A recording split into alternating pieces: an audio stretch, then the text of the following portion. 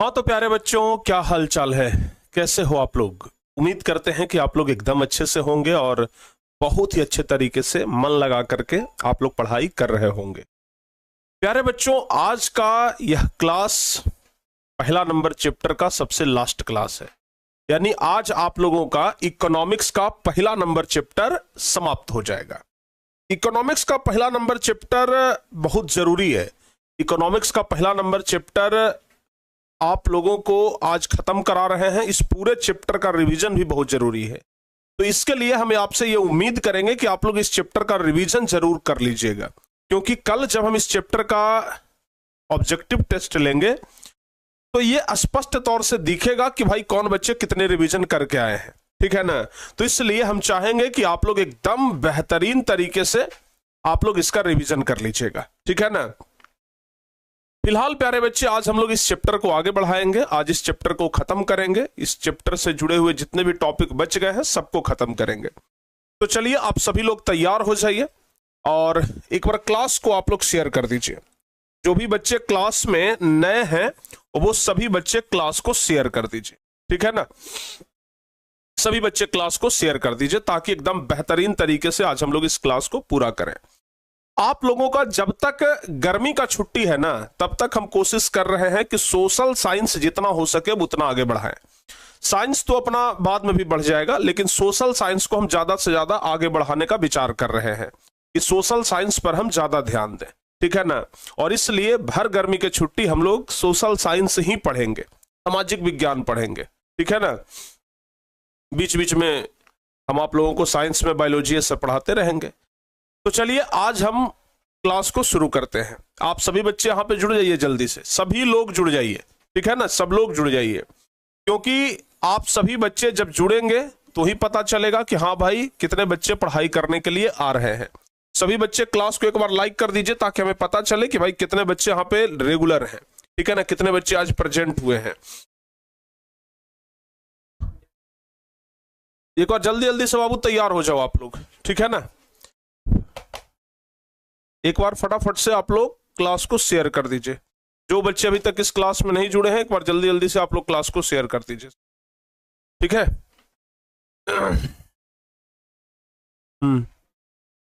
सभी बच्चे जल्दी जल्दी जुड़ जाओ भाई, जितना जल्दी हो सके ना आप लोग जल्दी जल्दी से जुड़ जाइए। आप लोग ना समय से जुड़ते नहीं हैं और कहते हैं कि सर जी आप 5 मिनट लेट आते हैं। देखिए, 5 मिनट होने के बाद भी अभी आधे बच्चे नहीं आए, 8 मिनट होने के बाद भी। ठीक है? तो आप लोग जल्दी जल्दी से जुड़िए। ठीक है ना? चलिए आगे बढ़े बाबू। अब आगे बढ़ जाए। तो चलिए अब हम चैप्टर का शुरुआत करते हैं। प्यारे बच्चों, ध्यान रखिएगा कि जो भी बच्चे टॉपर बैच में अभी तक एडमिशन नहीं लिए हैं वो सभी बच्चे टॉपर बैच में एडमिशन जरूर ले लीजिएगा। ठीक है ना? जो बच्चे टॉपर बैच में एडमिशन नहीं लिए हैं वो सभी बच्चे टॉपर बैच में एडमिशन जरूर ले लीजिएगा, ताकि एकदम बेहतरीन तरीके से हम लोग क्लास कर सके और आप लोगों को हर एक प्रकार का सुविधा इस टॉपर बैच के अंदर में मिलते रहे। ठीक है? चलिए आगे बढ़ते हैं। सुबह वाली क्लास में भी बहुत सारे बच्चे नहीं आ रहे हैं। अभी हम देख रहे हैं कि रेगुलर बच्चे सुबह वाली क्लास में भी नहीं आ रहे हैं, तो आप लोगों को सुबह वाले क्लास में भी आना चाहिए। आप लोग अगर ऐसे करेंगे तो फिर आप लोगों का पढ़ाई कैसे चलेगा? कल हम आप लोगों को मौद्रिक प्रणाली पूरा पढ़ा दिए थे, याद होगा। मौद्रिक प्रणाली कल पूरा हम पढ़ा दिए थे। मौद्रिक प्रणाली में हम आप लोगों को बताए थे वस्तु विनिमय प्रणाली के बारे में कि सबसे पहले जब मुद्रा नहीं था तो वस्तु विनिमय प्रणाली ही चलता था। फिर उसके बाद मौद्रिक विनिमय प्रणाली आया, फिर उसके बाद चेक ये सब आया, फिर उसके बाद ट्रांसफर करने वाला, मनी को सीधे ट्रांसफर करिए। उसके बाद फिर एटीएम आ गया, फिर क्रेडिट कार्ड आया। ये सब कुछ हम बताए थे। उसके बाद हम आपको पिछली क्लास में ही राष्ट्रीय आय और प्रति व्यक्ति आय के बारे में भी थोड़ा सा चर्चा करके हम बताए थे।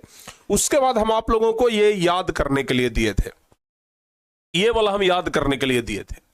आप लोग बताइए कितने ऐसे बच्चे हैं जो इसको याद किए हैं? कितने ऐसे बच्चे हैं जो इसको याद करके आए हैं? बताओ बाबू जल्दी से। कितने ऐसे बच्चे हैं जो इसको याद करके आए हैं? जल्दी जल्दी से बताइए।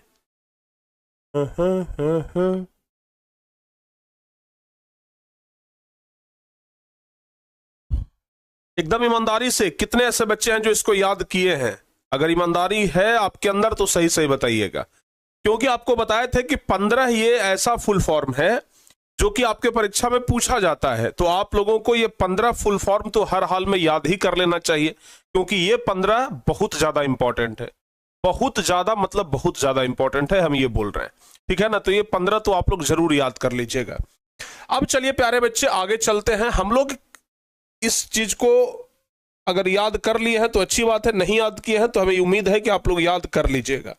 उसके बाद मानव विकास सूचकांक के बारे में बता दिए थे, और फिर उसके बाद प्यारे बच्चे हम आप लोगों को आज बताने वाले हैं आधारिक संरचना, ठीक है ना। आज हम लोगों को जो टॉपिक पढ़ाने वाले हैं वो टॉपिक कौन सा है? वो टॉपिक कौन सा है? आधारिक संरचना, ध्यान रखिएगा। आज जो टॉपिक हम आप लोगों को पढ़ाने वाले हैं वो टॉपिक कौन सा है? आधारिक संरचना। तो चलिए आज हम लोग पढ़ने वाले हैं आधारिक संरचना के बारे में।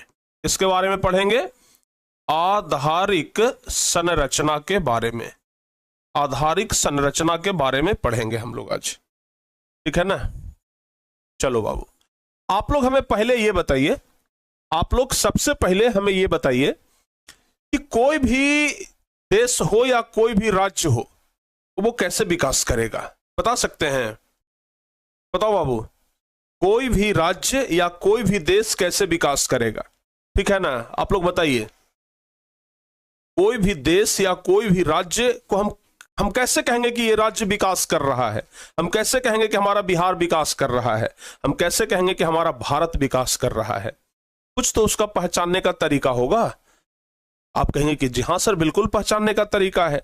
अभी बॉलीवुड के एक सिंगर हैं, नाम है कुमार सानू, ठीक है ना। अभी वो 1-2 दिन पहले बिहार आए थे, 1-2 दिन ही हुआ है, अभी बिहार आए थे, शायद कल या परसों आए थे। जब वो बिहार आए तो बिहार आते के साथ उन्होंने जब मीडिया को इंटरव्यू दिया तो उसमें एक बात वो बोले कि बिहार का जो सड़क है ना वो अब महाराष्ट्र से भी ज्यादा बढ़िया बन गया है, ठीक है। कुमार सानू ये बात बोले, जो कि मुंबई में रहते हैं। वो बोले कि बिहार का सड़क महाराष्ट्र से भी अब ज्यादा बढ़िया बन गया है, और खुद बोले कि बिहार अब विकास कर रहा है। तो हम ये आपसे पूछना चाह रहे हैं कि आखिर कैसे हम समझेंगे कि बिहार विकास कर रहा है? देखो बाबू, कुछ फैक्टर है। सबसे पहली बात हम आप लोगों को बताते हैं, जरा ध्यान से समझिएगा। जैसे मान लिया जाए हम बात करते हैं बिजली का। किसका बात करते हैं? बिजली का, ठीक है ना। हम बात करते हैं बिजली का। प्यारे बच्चों, हम बात करें अगर बिजली का, तो बिजली के बारे में आपका क्या ख्याल है? बिजली आपके गांव में तो आया जरूर है, लेकिन अब 24 घंटा में अगर 5 घंटा लाइट आए, 24 घंटा में अगर 5 घंटा लाइट आए और 19 घंटा लाइट गायब रहे, तो क्या आप लोग उसको विकास कहेंगे? बताओ बाबू, क्या उसको विकास कहेंगे आप? नहीं ना कहेंगे। यानी कि बिजली कहने का मतलब, बहुत जगह पे बिजली नहीं गया है तो उसको विकास कहेंगे? नहीं कहेंगे। बिजली कहने का मतलब कि हर एक घर में कनेक्शन हो और 24 घंटा में 22 घंटा या फिर 24 का 24 घंटा लाइट रहे, तब कहेंगे कि नहीं भाई विकास हुआ है। एक्चुअल में विकास यही सब है, ठीक है ना, ध्यान रखिएगा। तो बिजली क्या हो गया? वो आधारभूत संरचना हो गया जो विकास के लिए जरूरी है, ठीक है ना। बिजली क्या हो गया? एक आधारभूत संरचना हो गया जो विकास के लिए क्या है? जरूरी है। अच्छा, बिजली के अलावा हम बात करते हैं किसका? परिवहन का। हम बात करते हैं परिवहन का। ये परिवहन क्या है? जैसे मान लिया जाए कि ट्रेन है, तो ट्रेन बहुत चल रहा है, यात्री को बहुत ज्यादा सुविधा हो रहा है। सरकारी बसें हैं तो उससे यात्री को बहुत ज्यादा सुविधा हो रहा है। तो लोगों को एक जगह से दूसरे जगह आने जाने में दिक्कत ना हो। अगर किसी राज्य में अगर यात्रियों को दिक्कत नहीं हो रहा है, इसका मतलब कि वह राज्य जो है वो विकास कर रहा है। तो प्यारे बच्चों, यहाँ पे बिजली हो गया और उसके बाद क्या हो गया? परिवहन हो गया। हम बात करते हैं संचार का, जहां का संचार व्यवस्था बहुत बढ़िया रहे। कहीं का अगर संचार व्यवस्था बढ़िया रहेगा तभी कहेंगे कि हाँ वो देश विकास कर रहा है। हम बात करते हैं बैंकिंग का। किसका बात कर रहे हैं हम? बैंकिंग का बात कर रहे हैं कि बैंकिंग सेक्टर बढ़िया होना चाहिए। अगर बैंकिंग बढ़िया होगा तो वो जगह विकास करेगा, वो राज्य हो चाहे देश हो वो विकास करेगा, ठीक है ना। अगर स्कूल है तो वहां के बच्चे पढ़ेंगे और वो जगह विकास करेगा। अगर लोग शिक्षा प्राप्त करेंगे तभी ना विकास करेंगे। जैसे आप लोग क्यों पढ़ाई कर रहे हैं? विकास करने के लिए, कि भाई हमारा विकास होगा, हमारे परिवार का विकास होगा, हमारे देश का विकास होगा।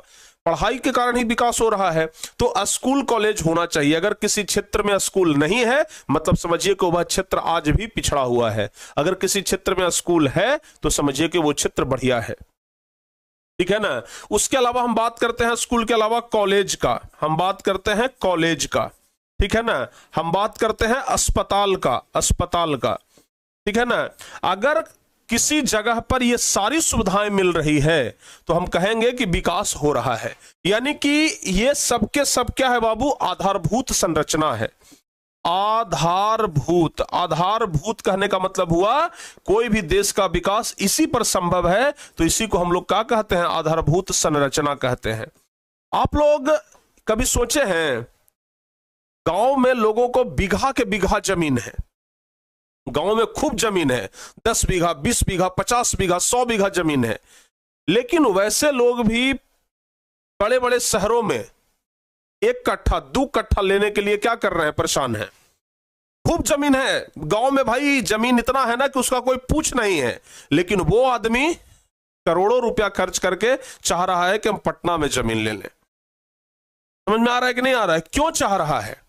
गांव में सब कुछ सही है, गांव में वातावरण सही है, वहां के लोगों का माहौल सही है, सब कुछ सही है, फिर लोग शहर की ओर क्यों भाग रहे हैं? पटना में हम खुद रहते हैं, जब जानते हैं, कभी कभी सोचते हैं ना कि भाई पटना में रहना एकदम नर्क में रहने के समान है। नाला है जो रोड पे बह रहा है, कहीं पे नाला नहीं बना है तो नाला रोड पे बह रहा है, पानी पूरा रोड पे भरा हुआ है, कचरा पूरा भरा हुआ है, लेकिन फिर भी हम लोग गांव छोड़ करके शहर में रह रहे हैं। शहर में वातावरण स्वच्छ है, खेत खलियान है पूरा घूमने के लिए, बहुत ज्यादा खेत है। पटना में तो लोग इतना सा जमीन ले लेगा, 1 कट्ठा आधा कट्ठा जमीन लेकर के उसमें रह रहा है, जिंदगी पार कर देगा। लेकिन गांव में बीघा के बीघा जमीन है, उसको लोग नहीं पूछ रहा। आखिर ऐसा क्यों? लोग शहर की ओर क्यों भाग रहे हैं? इसका सबसे बड़ा कारण है, सबसे बड़ा कारण है, एक तो सबसे पहला कारण है रोजगार। इस शहर में उनको रोजगार मिल जाता है, गांव में रह करके वो मैक्सिमम प्राथमिक क्रियाएं कर सकते हैं, यानी खेती बाड़ी कर सकते हैं, पशुपालन कर सकते हैं, मछली पालन कर सकते हैं, मुर्गी पालन कर सकते हैं, यही सब काम कर सकते हैं। लेकिन जैसे ही कोई व्यक्ति शहर की ओर भागता है तो उसको क्या मिलता है? रोजगार मिलता है। दूसरा सुविधा मिलता है। पहला रोजगार हो गया और दूसरा सुविधा हो गया। सुविधा जैसे उनके बाल बच्चे बढ़िया स्कूल में पढ़ लेते हैं, गांव में बढ़िया स्कूल का अभाव होता है, पटना में आइए तो 1 से 1 स्कूल है, ठीक है ना। हम जहां पे रहते हैं जस्ट इसके बगल में 3-4 स्कूल है, जहां पे हमारा ऑफिस है ना पटना में खिमनीचक में, वहां पे ना 3-4 स्कूल है बड़ा बड़ा। ओपन माइंड्स हो गया, ओपन माइंड्स है Birla school, DY Patil school, millennium world school, bishop Scott girls school, ये सब इतना बड़ा बड़ा स्कूल है कि अगर आप पहले क्लास के बच्चे का एडमिशन कराने जाएंगे 80,000 रुपया खाली एडमिशन चार्ज है।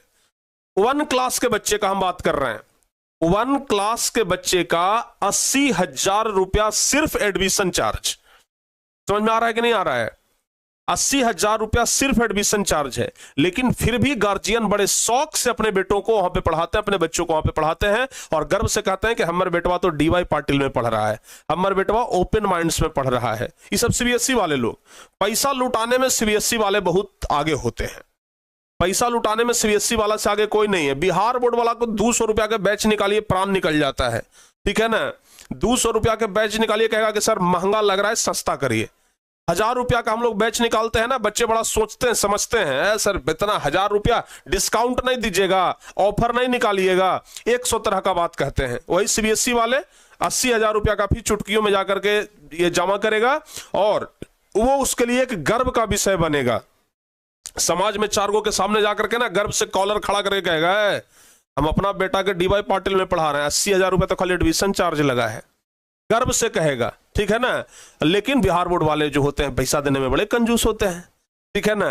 और क्या व्यवस्था है CBSE वालों का? क्या व्यवस्था है? हमें लगता है कि संस्कार का कमी CBSE वालों में कूट कूट करके भरा हुआ है, ठीक है ना। संस्कार का कमी CBSE वालों में, लेकिन जबकि बिहार बोर्ड वाले बच्चे आपको संस्कारी मिलेंगे। ये तो हम एकदम खुल के खुलेआम कहते हैं, ठीक है ना। बिहार बोर्ड वाले बच्चों को सामाजिक ज्ञान ज्यादा होगा, लेकिन CBSE वाले बच्चों को सामाजिक ज्ञान नहीं होगा, ठीक है ना। हाँ, हम तो CBSE वालों को कहते हैं ना कि सब मुर्गा का फार्म है, जो फार्म वाला मुर्गा होता है ना वही सब है CBSE वाला सब लोग, और बिहार बोर्ड वाला सब चारागाह मुर्गा है, ठीक है ना, जो बाहर में चरता है। समझ आ गया ना। और और सीबीएसई वाला सब फार्म वाला मुर्गा है, अंतर इतने हैं, समझ गए ना। तो हम एक बात आप लोगों को कहना चाहेंगे, पैसा देने में ज्यादा कंजूसी न करिए, ठीक है ना। आप लोगों को 1000 रुपया देने में बड़ा कष्ट होता है, सीबीएसई वाले 80,000 खाली एडमिशन कराने में दे देते हैं। मंथली फी 10,000 15,000 रुपया मंथली फी देते हैं जो अलग। सोच लो भाई, हम कहाँ 1,000 में साल भर पढ़ाते हैं। सीबीएसई वाले 80,000 रुपया एडमिशन चार्ज, बाकी 10,000 15,000 का महीना लेता है अलग से। सोच लीजिए, समझ में आ गया कि नहीं आ गया। तब हाँ, जैसे आप 11 12 अभी तो आप लोग 10वां क्लास में हैं, 10वां क्लास पास करके जैसे ही आप 11th में आइएगा, आप जैसे ही मैट्रिक पास करिएगा, बहुत सारे बच्चे आप ही लोग में से हैं जो सीधे राजस्थान भागेंगे कि हम कोटा में पढ़ेंगे, कोटा जाएंगे। बहुत सारे बच्चे पटना आएंगे, बहुत सारे बच्चे दिल्ली जाएंगे, बड़े बड़े नामी संस्थानों में नाम लिखाएंगे। लाख रुपया 1.5 लाख रुपया, आप ही लोग में से बहुत सारे बच्चे 1.5 लाख रुपया का 2 लाख रुपया का फीस देकर के पढ़िएगा। वहां पे एक बार भी सवाल नहीं खड़ा करिएगा कि हम तो 10वां तक 1,000 में पढ़ लिए थे, यहां पे 2 लाख क्यों लग रहा है। सवाल ही नहीं करने देगा ना। सवाल अगर आपके मन में है तो आप बाहर जाइए, आपके जैसे बहुत सारे बच्चे लाइन में लगे हैं एडमिशन कराने के लिए। इस प्रकार का व्यवस्था है यहाँ, ठीक है ना। लेकिन फिर भी लोग पढ़ाई कर रहे हैं, ठीक है ना। सब लोग गरीब बच्चों के लिए काम नहीं करता है, सब लोग गरीब बच्चों के लिए काम नहीं। हम लोग हमेशा से शुरुआत से ही गरीब बच्चों के लिए काम करते आए हैं, क्योंकि हम भी खुद गरीब थे। एक समय हमारा भी ऐसा नौबत था कि 1000 रुपया के लिए हम भी तरसते थे। 1000 तो छोड़िए, 100 रुपया तक के लिए तरसते थे। तो हमने वो गरीबी देखी है और हमने ये एहसास किया है कि भाई ऐसे गरीब बच्चे बड़ी मुश्किल से पढ़ते हैं।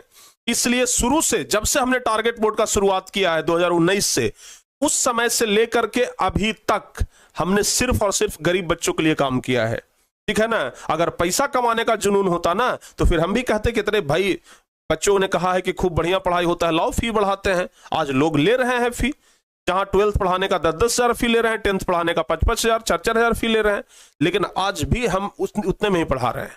तो ये अंतर है प्यारे बच्चों, ठीक है ना। हाँ, तो ये सब क्या हो गया, आधारभूत संरचना। चलिए अपने टॉपिक पे आते हैं, ठीक है ना। ये सब क्या हो गया, आधारभूत संरचना। कहने का मतलब कि अगर ये सब सही है तो कोई देश का, कोई राज्य का विकास होगा। अगर ये सब सही नहीं है तो कोई देश का, कोई राज्य का विकास नहीं होगा, ठीक है ना। तो ये सब आपका क्या हो गया, आधारभूत संरचना हो गया। यानी कहने का मतलब कि आधारभूत संरचना कहने का मतलब उन सेवाओं से है, उन सुविधाओं से है जो देश के आर्थिक विकास के लिए सहायक होते हैं। यही सब वो चीज है जो देश के विकास के लिए सहायक है, और जो देश के विकास के लिए सहायक है उसी को क्या कहेंगे, आधारभूत संरचना कहेंगे, ठीक है ना। किसी भी देश के विकास में ये सभी आधारभूत संरचना का बहुत महत्व होता है। किसी भी देश के विकास में आधारभूत संरचना का बहुत महत्व होता है। अच्छा, आप लोग यस और नो में आंसर दीजिएगा। क्या आधारभूत संरचना के बिना किसी देश का विकास संभव है? बताओ बाबू, क्या आधारभूत संरचना के बिना किसी देश का विकास संभव है? नहीं संभव है। जिस देश का आधारभूत संरचना जितना मजबूत होगा वो देश उतना ही विकसित होगा। जिस देश का आधारभूत संरचना जितना कमजोर होगा वो उतना ही कमजोर देश, उतना ही गरीब देश होगा। आज बिहार में जगह जगह पे सड़कें बन रहा है, क्यों बन रहा है? क्योंकि हमारा बिहार भी तरक्की करे। आज बिहार में बिजली का व्यवस्था बढ़िया से हो गया है, क्यों हो गया है? आज बिहार में रेलवे का व्यवस्था बढ़िया से हो गया, ट्रेन का व्यवस्था बढ़िया हो गया है, ठीक है ना। क्या बोलते हैं, मेट्रो ट्रेन चल रहा है।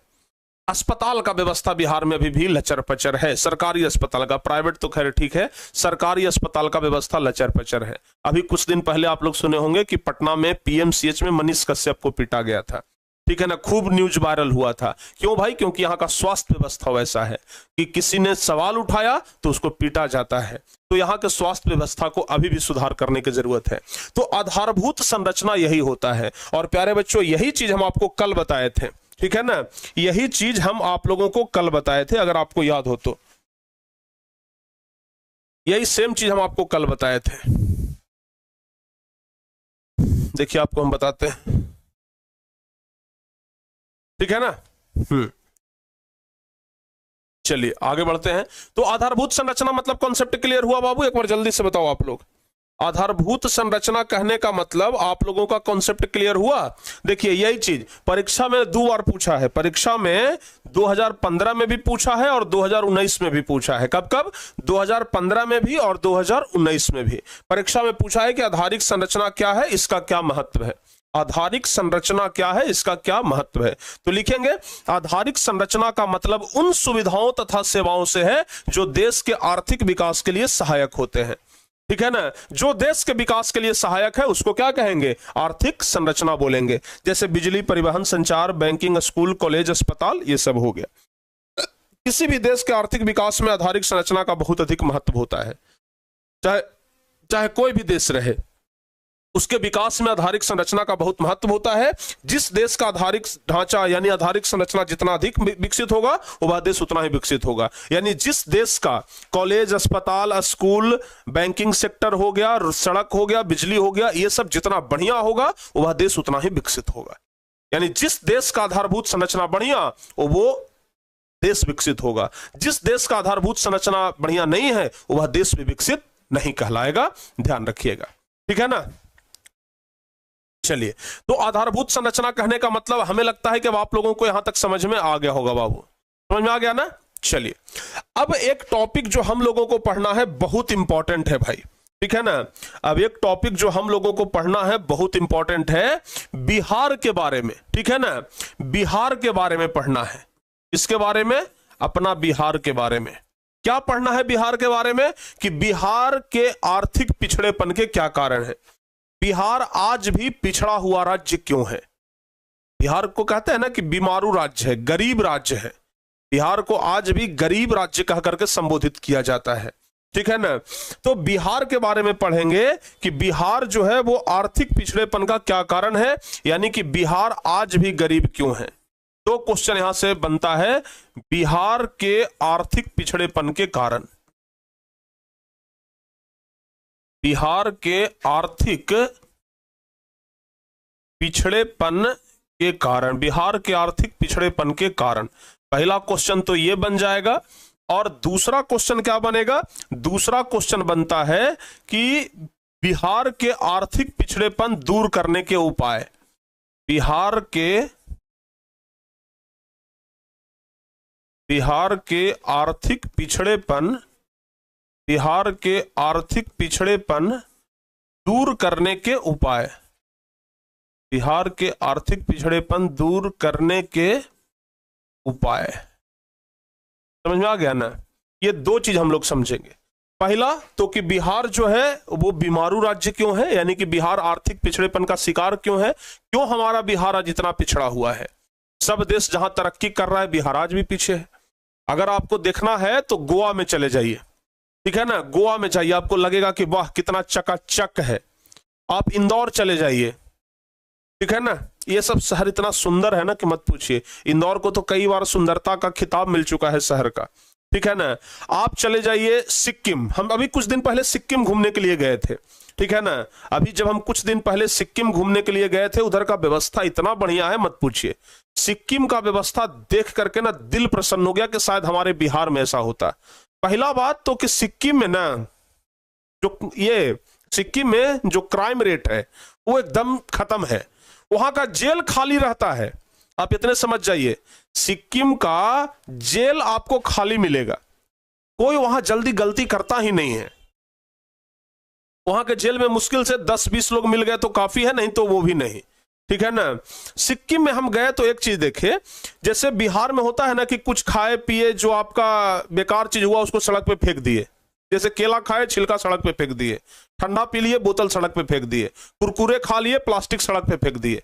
भाई वहां का सरकार इतना सख्त है सिक्किम का कि अगर किसी भी दुकानदार के दुकान के सामने अगर कचरा है तो उस दुकानदार के ऊपर फाइन चढ़ाएगा। आपके दुकान के सामने कचरा है मतलब गलती आपका है, आप क्यों नहीं हटवाए, ठीक है ना। किसी भी दुकान के सामने आपको थोड़ा सा भी कचरा देखने के लिए नहीं मिलेगा, गंदा देखने के लिए नहीं मिलेगा। एकदम सड़क तो स्वच्छ, सीसीटीवी लगा हुआ है। अगर थोड़ा सा कोई ये रोड पर अगर कोई फेंक दिया, पॉलिथीन फेंक दिया, बोतल फेंक दिया, तुरंत पुलिस वाला आएगा, भाई इसको उठाइए जल्दी से, ठीक है, तुरंत फाइन मार देगा, ठीक है ना। इतना ही नहीं, बिहार में हम क्या देखते हैं, ऑटो वाला क्या करेगा, 5 आदमी को बैठा लिया है।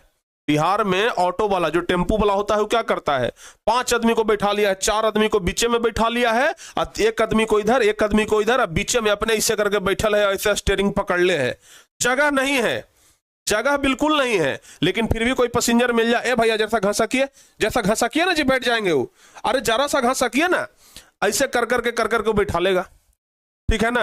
बस वाला का तो कहिए ही मत, बस वाला क्या करेगा, पूरा आदमी सब बस में एकदम खचाखच भरा हुआ है, सब लोग खड़ा होकर के ऊपर में जो रहता है पकड़ने वाला वो पकड़ ले है, ऐसे ऐसे ऐसे हो रहा है, ठीक है ना, पूरा शरीर में शरीर रगड़ा रहा है, लेकिन बाहर कोई पैसेंजर मिल जाए, अरे आइए ना, पूरा बस तो खाली है ना, है पूरा, देखिए तो पीछे पूरा खाली है, जाइए पीछे पूरा पीछे खाली है, करता है कि नहीं करता है, पूरा आपको देखिए एकदम समूचा सीट खाली है, आज जबकि एको को सीट नहीं है, 10 आदमी खड़ा है, फिर भी कहेगा देखिए समूचे सीट खाली है, ठीक है ना। ये सब बिहार में व्यवस्था है। लेकिन हम वही अगर सिक्किम में गए तो सिक्किम में क्या देखे, पहला बात तो कि यहाँ टेम्पू नहीं चलता है, ठीक है ना, वहां 4 व्हीलर चलेगा, अगर पैसेंजर भी है तो 4 व्हीलर, अगर पैसेंजर गाड़ी भी यूज करना है ना तो ऑटो, आपको ऑटो और बैटरी वाला टोटो ये सब देखने के लिए नहीं मिलेगा, मिनिमम वैगनार कार आपको देखने के लिए मिलेगा 4 व्हीलर, और उस 4 व्हीलर के अंदर भी 4 आदमी से ज्यादा नहीं बैठ सकते हैं, 4 आदमी से ज्यादा नहीं बैठ सकते हैं। हम यहां से गए पहली बार, ठीक है ना भाई, सिक्किम घूमने के लिए गए थे, वहां गए तो बोले कि टेम्पू नहीं मिलेगा, तो कहा कि नहीं यहाँ टेम्पू नहीं मिलता है, ठीक है ना, यहाँ आपको 4 व्हीलर मिलेगा, अगर सस्ता में चाहिए तो वैगनार कार मिलेगा, अगर थोड़ा सा आप लग्जरियस कार में जाना चाहेंगे तो इनोवा कार से जा सकते हैं। हम कि वाह, हमारे तरफ बिहार में इनोवा अगर कोई रखता है तो लगता है कि एकदम भाई भौकाल मचेले है, और यहाँ इनोवा को पैसेंजर में लोग चला रहा है, पैसेंजर ढोने के लिए। चलिए वैगनार में तो बैठ गए, हम लोग 5 आदमी थे, ठीक है ना, हम लोग पांच आदमी थे, तो 4 आदमी को बैठा लिया, वो बोला कि पचमा, बोला कि नहीं हम तो 4 आदमी को बैठाएंगे, जबकि फैल लोग बैठा था 4 आदमी, हम बोले जगह तो है ना जी, 5 आदमी बैठ जाएंगे, 1 आदमी हम घूस करके बैठ जाएंगे, बोला कि नहीं भैया फाइन कट जाएगा, यहाँ पे ऐसे नहीं चलता है, यहाँ पे आपको कटवाना पड़ेगा। हम कह रहे आपको 100 रुपया एक्स्ट्रा दे देंगे, वहां का भाड़ा लगभग लगता है 200-250 के आसपास था, हम बोले आपको 100 रुपया एक्स्ट्रा दे देंगे, आप बैठा लीजिए, या फिर जो भाड़ा है आप 1 आदमी का ले लीजिएगा, जो आपका 200 रुपया भाड़ा है आप ले लीजिएगा। बोला कि आप 500 भी दीजिएगा ना फिर भी नहीं बिठाएंगे, क्योंकि यहाँ का रूल है, अगर हम पकड़ा गए ना, पुलिस पकड़ लिया तो 1000 रुपया का चालान काट देगा आपके 250 के, ये आपके 200-250 के चक्कर में। मतलब समझिए कि वहां कितना सख्ती है कि 4 व्हीलर के अंदर अभी 4 लोग से ज्यादा नहीं बैठेगा, 4 लोग से ज्यादा नहीं बैठेगा। एक हमारे बिहार में है, टेम्पू का रड ऐसे पकड़ ले है, एकदम बेचारा आधा पर बैठल है, इतना सा सीट है ना, ओकरा पर लटक के ऐसे बैठल है, ठीक है ना, कने वो गिर जाएगा, कने रगड़ा जाएगा, कैसे कोई मतलब नहीं है, बस एकदम ऐसे पकड़ करके से बैठल है। हाँ भैया देखिएगा, इन्हें सटाइएगा नहीं, इन्हें सटाइएगा नहीं जी, गाड़ी जा रहा है जी, इन्हें मत सटाइएगा, जरसाओ नहीं दबा करके चलिए, जरसाओ नहीं दबा करके चलिए, ऐसे करके लोग बिहार में जाता है, ठीक है ना। तो आज बहुत जगह ऐसा है, जाते हैं तो लगता है कि हमारा बिहार बहुत पीछे है अभी, ठीक है ना, यहाँ का विधि व्यवस्था बदलने का जरूरत है। तो बिहार के आर्थिक पिछड़ेपन के क्या कारण है ये हम लोग समझेंगे, और बिहार के पिछड़ेपन को कैसे दूर किया जा सकता है ये हम लोग समझेंगे, ठीक है ना, ध्यान रखिएगा।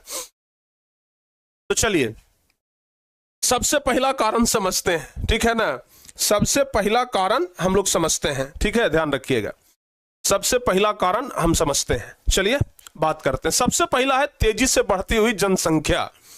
सबसे पहला क्या है, तेजी से बढ़ती हुई जनसंख्या, तेजी से बढ़ती हुई जनसंख्या। आज बिहार में क्या है, जनसंख्या बहुत तेजी से बढ़ रहा है, यह एक सबसे बड़ा कारण है बिहार को पिछड़ेपन के शिकार बनाने का। बिहार इसलिए पीछे है क्योंकि यहाँ जनसंख्या बहुत तेजी से बढ़ रहा है, ठीक है ना। एक छोटा सा किस्सा हमको याद आ रहा है, जब हम घूमने गए थे दार्जिलिंग, ठीक है ना, दार्जिलिंग उतना स्वच्छ शहर नहीं है, गंदगी आपको दार्जिलिंग में देखने के लिए मिलेगा, लेकिन वहां जब हम गए ना तो हम लोग थे, सब सर थे, हम थे, सब बहुत सारे लोग थे, वहां गए एक होटल में खाने के लिए, गए थे घूमने के लिए भाई, वहां गए होटल में खाने के लिए। वहां होटल में जब खाने के लिए बैठे तो चावल दाल पापड़ ये सब बोले कि भाई लाओ जरा बढ़िया से खाएंगे, ठीक है ना। तो चावल लाया, चले एकदम मतलब बहुत बड़ा बड़ा चावल लाया, ठीक है ना, बहुत बड़ा बड़ा चावल लाया, उसके ऊपर दाल लाया, दाल ऐसा लाया कि लग रहा था ना कि सिर्फ हल्दी का पाउडर पानी में घोल दिया है, बस दाल ऐसा लाया कि बस हल्दी का पानी पाउडर में घोल दिया, उसमें दाल दिखाई नहीं पड़ रहा था, ठीक है ना। बहुत खोजे उसको, ठीक है ना, बहुत खोजे कि एक आध दाना कहीं पे दाल दिख जाए, दालें नहीं दिखे। पानी में खाली हल्दी के पाउडर घोर के ले आया था। हम होटल वाले को बोले, एक लड़का आया था, तो हम उसको बोले कि भाई ये क्या चीज दिए हो? तो बोला कि दाल है। हम केकरा में दलिया खोज के दिखाओ ना, कने है। तो बोला यहाँ ऐसा ही होता है, एकदम सेम ऐसे ही बोला वो कि यहाँ ऐसा ही होता है। बड़ा गुस्सा चढ़ा कि भाई यहाँ ऐसा ही होता है, तुम लोग चांद पे बस गए हो क्या जी? हैं? चांदों पे ऐसा नहीं होगा, चांदों पे दाल देगा तो कम से कम उसमें दाल रहेगा। चलिए, उसके बाद क्या किया कि पापड़ लाया ना, तो एकदम मेहराइल पापड़ था। मतलब पापड़ का मतलब कि दांत तर गया तो एकदम दांत के नीचे गया तो कड़कड़ा जाए थोड़ा सा, लेकिन दांत जब खा रहे हैं ना तो लग रहा है कि चिलगम चिबा रहे हैं। हम बोले भाई ये कैसा पापड़ दिए हो, जरा बढ़िया पापड़ लाओ। जबकि बढ़िया होटल था। तब कहा कि यहाँ ऐसा ही होता है। अरे दाल ऐसा ही होता है, पापड़ ऐसा ही होता है। हम बोले थोड़ा अचार उचार लाओ भाई। तो कहा कि अचार यहाँ नहीं मिलेगा। हम कहा है तो यहाँ ऐसा ही होता है। गया मियाज खिसिया हमको, ठीक है ना, मियाज खिसिया गया। उसके बाद बोले कि अच्छा ठीक दिखाते हैं तुमको हम। भरदम सब मिलकर खा लिए, ठीक है ना, भरदम सब मिलकर के खाए। पहले बोले चुपचाप खा लीजिए, जिसको खाना है ना चुपचाप खा लीजिए, पेट तो भरना है, और बैठ गए हैं तो बिना खैले उठेंगे भी नहीं। तो भरदम खा लिए और खाने के बाद काउंटर पे गए पैसा जमा करने के लिए। और पैसा गए तो बोले कि बिल बनाइए। बिल बनाया तो सब लोग खाए थे तो लगभग लगता है कि 2-2.5 हजार का बिल बना दिया वो। उसके बाद हम 200 रुपया निकाले और उसको काउंटर पर रख दिए। बोले लीजिए। बोला ये कितना दे रहे हैं? हम कि 200। तो बोला कि 2500 रुपया होता है। हम कि हमारे के यहाँ बिहार में ऐसा ही होता है, 2500 के खाओ और 200 रुपया दो। आपके के यहाँ ऐसा होता है ना? हमारे के यहाँ ऐसा ही होता है, 200 रुपया से 2 रुपया ज्यादा नहीं देंगे, क्योंकि हमारे के यहाँ ऐसा ही होता है, ठीक है। उसके बाद वो समझ गया हम कि तुम्हारा एक भी स्टाफ बढ़िया नहीं है। तो वो बोलने लगा, इससे पूरा एकदम झाड़ने लगा, ऐसे थोड़ी होगा। हम कि तुम्हारे क्या ऐसे होगा, है, ठीक है ना। उसके बाद उधर ना एक सरकार का बड़ा सख्त नियम है कि जो भी घूमने वाले लोग आए हैं, जैसे हम लोग यहाँ से घूमने के लिए गए थे तो हम वहां के क्या हो गए, टूरिस्ट हो गए, तो टूरिस्ट के साथ कोई छेड़छाड़ नहीं कर सकता है। अन्य तो अगर टूरिस्ट शिकायत कर दिया तो फिर उसका होटलों बंद हो जाता। हम बोले कि अगर ज्यादा करोगे ना पुलिस को फोन कर देंगे कि तुम्हारे के यहाँ ऐसा ही होता है, ठीक है ना। हाँ, तो फिर समझ गया वो कि लगता है कि इससे ज्यादा उलझना बेकार हो जाएगा। हम लोग ज्यादा आदमी भी थे, ठीक है ना, तो इसलिए फिर दब गया। फिर उसके बाद चलो बोले कि चलो ठीक है पैसा तो दे देते हैं, लेकिन दोबारा ऐसा मत करना, ठीक है ना, कि कोई अगर टूरिस्ट आता है खाने के लिए तो उसको बढ़िया से आदर सत्कार से खिलाओ। हमारे के यहाँ ऐसा ही होता है, हमारे के यहाँ वैसा ही होता है, करोगे तो फिर हम दिखाने लगेंगे कि बिहार वाला कि बिहार में कैसा होता है, ठीक है ना। तो फिर उसके बाद वो समझ गया, ठीक है ना। तो ये हुआ था हमारे साथ। चलिए हम लोग अब इस पे चर्चा करते हैं, बहुत ज्यादा बात कर लिए। अब क्या हुआ कि बिहार के आर्थिक पिछड़ेपन के उपाय बता रहे थे, तो सबसे पहला कारण क्या है, तेजी से बढ़ती हुई जनसंख्या। तेजी से बढ़ती हुई जनसंख्या, जनसंख्या बहुत तेजी के साथ बढ़ रहा है, और जितना ज्यादा जनसंख्या बढ़ेगा उतना ही पीछे जाएगा, ठीक है ना। जनसंख्या जितना ज्यादा पीछे बढ़ेगा, जनसंख्या जितना ज्यादा बढ़ेगा हमारा बिहार उतना ही क्या जाएगा, पीछे ये पीछे होगा, ठीक है ना। तो पहला कारण तो यही है, तेजी से बढ़ती हुई जनसंख्या। दूसरा कारण क्या है? दूसरा कारण क्या है?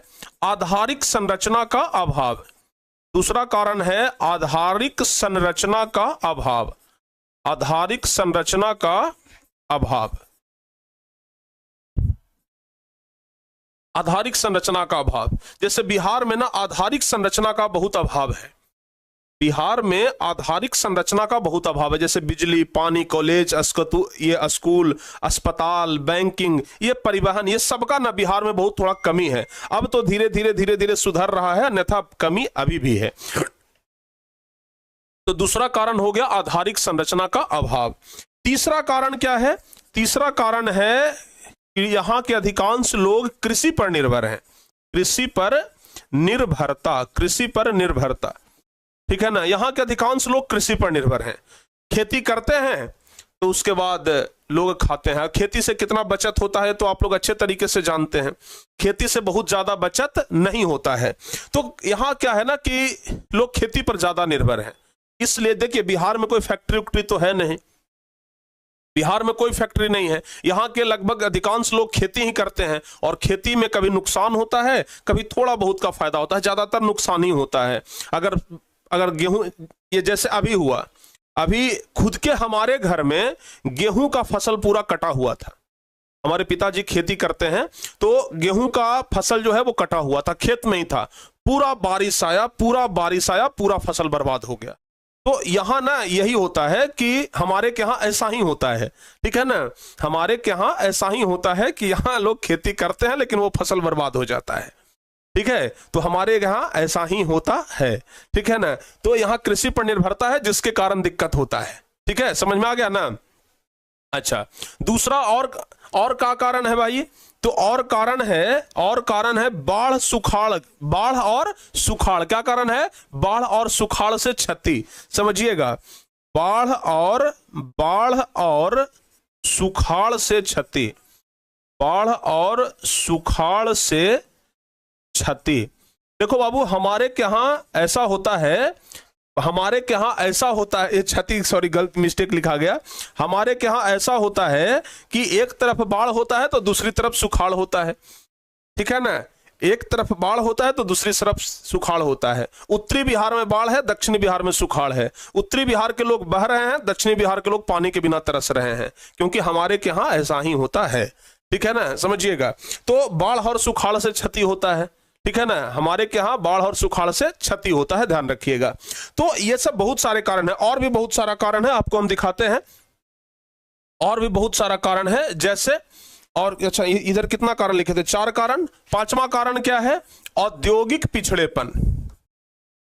औद्योगिक पिछड़ेपन, औद्योगिक पिछड़ेपन, औद्योगिक पिछड़ेपन।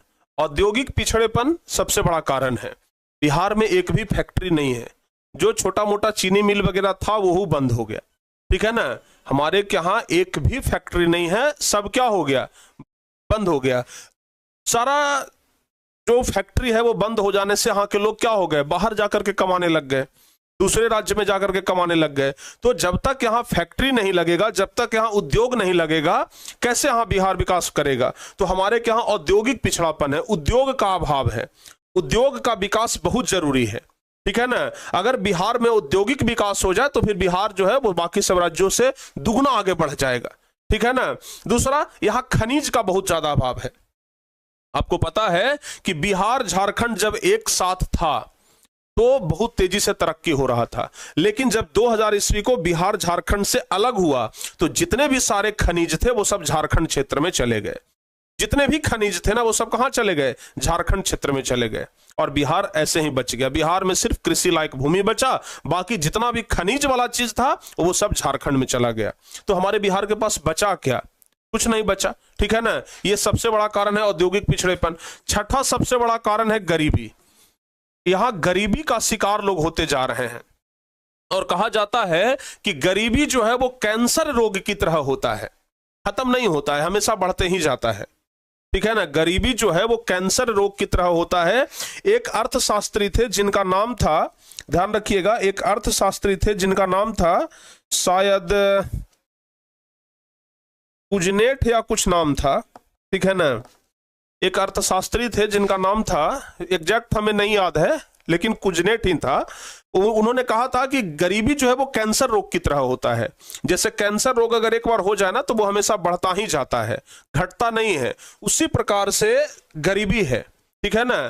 तो गरीबी के कारण लोग मरते जा रहे हैं। गरीबी मतलब गरीब और गरीब होते जा रहा है, जो अमीर है वो और अमीर होते जा रहा है, जो गरीब है वो गरीबता स्थिति में और ज्यादा, ये मतलब जो गरीब है और गरीब होते चल जा रहा है। क्योंकि जो गरीब है उसके पास इतना पैसा नहीं है कि वो अपने अगले पीढ़ी को पढ़ाएगा, क्योंकि गरीबी दूर करने का एकमात्र जरिया है शिक्षा, ठीक है ना। गरीबी दूर करने का एकमात्र जरिया है शिक्षा। अगर शिक्षा है तो गरीबी दूर हो जाएगा, शिक्षा नहीं है तो गरीबी दूर नहीं होगा। किसी किसी का भाग्य साथ देता है बहुत ज्यादा, ठीक है ना। किसी किसी का भाग्य बहुत ज्यादा साथ देता है कि बिना पढ़े लिखे भी अमीर बन जाता है।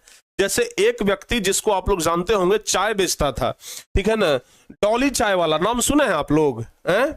डॉली चाय वाला का नाम सुने हैं आप लोग? ये व्यक्ति देखिए ना, इसका भाग्य बहुत साथ दिया है। डॉली चाय वाला, डॉली चाय वाला, इसका नाम आप लोग सुने होंगे, ठीक है ना। अब सोचो भाई, ये जो लड़का है चाय बेचता था, अब सोचिए ये लड़का जो है वो चाय बेचता था, देख लीजिए, ठीक है ना। चाय बेचता था, बड़ा थोड़ा अतरंगी अंदाज में चाय बेचता था, दूध गिराता था तो जीभ से ऐसे चाटता था और वही चाय नीचे गिराता था, लेकिन जीभ में टच होने नहीं देता था, ऐसा इसका कहना है। आज ये लड़का दुनिया के सबसे अमीर इंसान के साथ खड़ा है। देख लो, ये है बिल गेट्स, जो कि अमीर इंसान में गिनती आता है दुनिया के, और उनके साथ ये डॉली चाय वाला खड़ा है। तो किसी किसी का भाग्य बहुत ज्यादा साथ दे देता है, लेकिन सब लोगों का नहीं ना देता ही, तो अपवाद में हो गया एक आध गो। आज ये जानते हैं अरबपति हो गया है, अरबपति हो गया है। सोचिए, जिस पर दुनिया के सबसे अमीर आदमी का हाथ ये रखा जाए, वो आदमी तो अमीर हो ही जाएगा ना, है? तो ये हो गया। तो आप समझ लीजिए कि गरीबी दूर करने का एकमात्र जरिया है, वो है शिक्षा।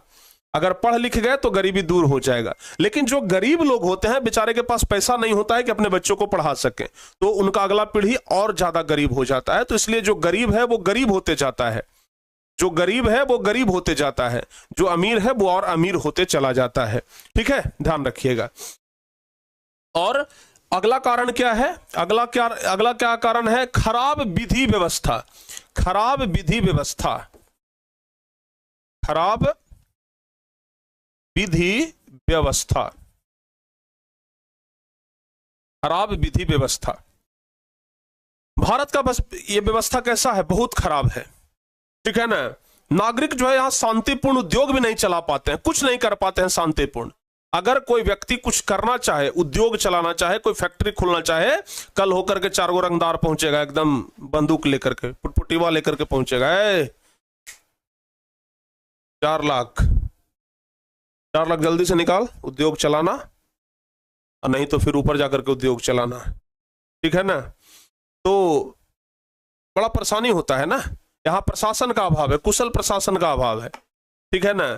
तो खराब विधि व्यवस्था जो है, ये यहाँ के लोगों को जान मार रहा है, ठीक है ना। यहाँ का व्यवस्था बहुत खराब है, बहुत खराब, भ्रष्ट व्यवस्था है, ठीक है ना। यहाँ के हर एक सरकारी अधिकारी भ्रष्ट है, ठीक है ना। अगला आप 8वां नंबर में ये भी लिख सकते हैं कि कुशल प्रशासन का अभाव, कुशल प्रशासन का अभाव, कुशल प्रशासन का अभाव। जानते हैं, जो सरकारी लोग हैं ना, उनमें डर ही नहीं है। जो सरकारी लोग हैं उनमें डर होना चाहिए, लेकिन वो डर में रहते ही नहीं है। घूस लेने बिना एको को काम नहीं करेगा, घूस चाहिए तभी काम होगा। कोई काम, सही भी काम कराने जाओ तो उसमें घूस दो, ठीक है ना। अगर कोई गुनाह किया है वो बच जा रहा है, जो गुनाह किया वो बच जा रहा है पैसा के दम पर, जो निर्दोष है उसको सजा मिल रहा है, ठीक है ना। यहाँ का व्यवस्था बहुत ज्यादा खराब है।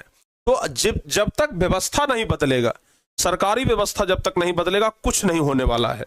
यहाँ के स्कूल में क्या हो रहा है?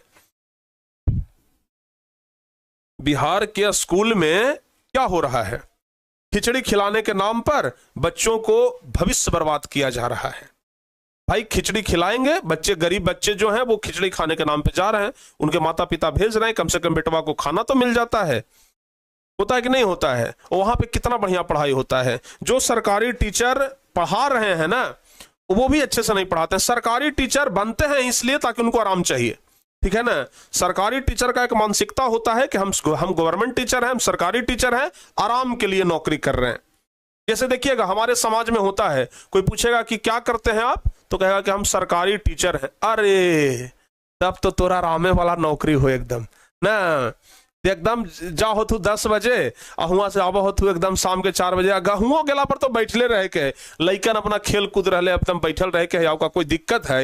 एकदम आराम वाला नौकरी है कि ना। तो सरकारी मास्टर मतलब आराम वाला नौकरी, ठीक है ना। एक देखिए प्राइवेट मास्टर को, दिन रात दिन एक करता है बेचारा, तब जाकर के बच्चे कुछ उनको प्यार कर पाते हैं, ठीक है ना। लेकिन सरकारी मास्टर बनते के साथ ही लोगों का मानसिकता बदल जाता है।